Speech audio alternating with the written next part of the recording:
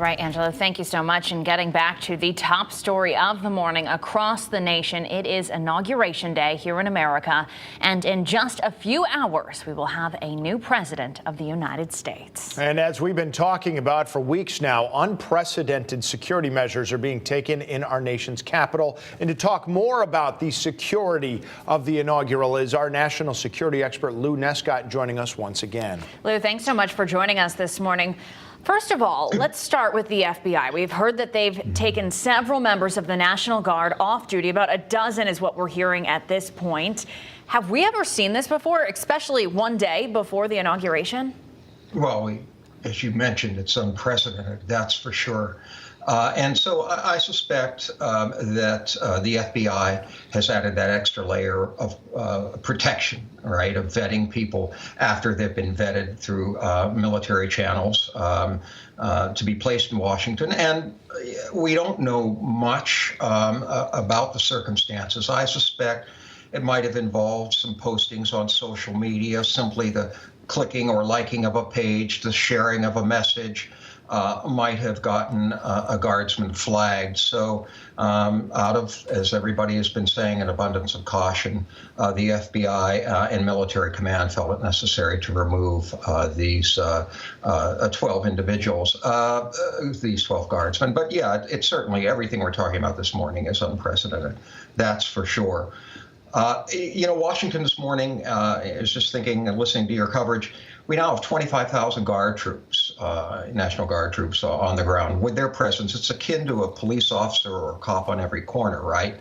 And this is necessary since the attempted coup on January 6th by domestic terrorists and insurrectionists who breached our capital to disrupt the work of our democracy. Make no mistake, regardless of your political feelings, our government was attacked by our own people. Now, this threat will remain in force, certainly today in the city, not just high venues, the highest venues that we have, the Capitol, the White House, the Supreme Court, but all federal buildings, transit hubs, public parks and spaces, national museums, national monuments, commercial venues such as hotels. And this is a threat that's likely to remain viable, in my view, well beyond this day, and not just in Washington. I mean, I think people here in the state of Connecticut would be surprised to know that we have over a half dozen registered hate groups in this state, including the Proud Boys.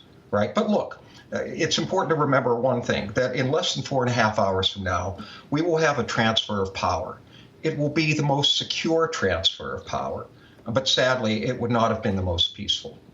Lew, nothing in the Constitution says this has to take place at a certain place. That oath of office could be administered anywhere. So the fact that the Secret Service is not moving this inside, is that at least some degree of comfort that they feel these threats are not as severe as they could be?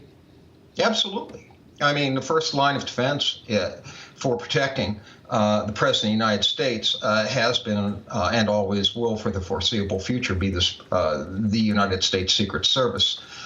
They make the call, and it would have been their call. So unless they felt comfortable that all air, sea, and land entry that would pose a threat could not be controlled, they would not have held it outside. So I feel absolutely comfortable with that. My concern from a national security point of view runs much deeper than that, Tim. I mean, it runs throughout the city. And even beyond the D.C. metro area. I mean, keep in mind, we had an attempted breach by an individual, I think last week from Virginia, if I'm not mistaken, or Maryland, who tried to enter a security cordon, a National Guard checkpoints. I mean, we're talking about National Guard checkpoints in Washington, right? With fake inauguration credentials, and he had, I think, a Glock pistol and some unregistered ammunition in his vehicle as well. So that, in and of itself, I think, forced the Secret Service and their partners to increase the security footprint and push the perimeter out for today's events. All right, Lew Nescott, thank you so much for your time and your expertise this morning. We'll certainly be checking back in with you in the coming days, I'm sure. Thanks again, and thanks for having me.